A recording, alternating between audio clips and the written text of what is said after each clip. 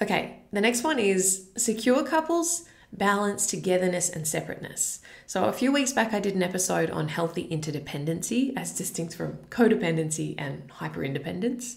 And this is in a similar vein. So secure couples have a really lovely balance between time spent together, joint experiences, joint vision, joint goals, and separateness. So they have separate people in their lives, separate friendships, separate hobbies. They spend time apart.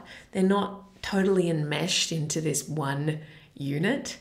They have a distinct sense of self. They have separate support networks, so they're not each other's only support when things get hard.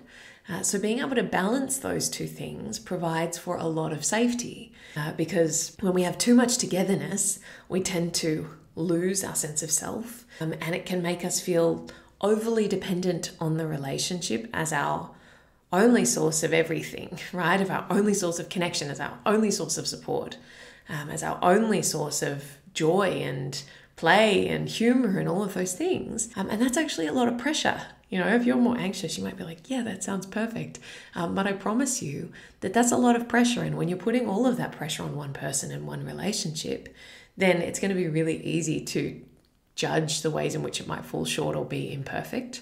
Whereas when you have a whole spectrum of people and places and things that you go to get your needs met, then all of a sudden we can kind of let go of the grip of needing our partner to be a certain way, and to show up 100% of the time in the way that we would want them to, because we feel less dependent on them in this needy, survival-driven way.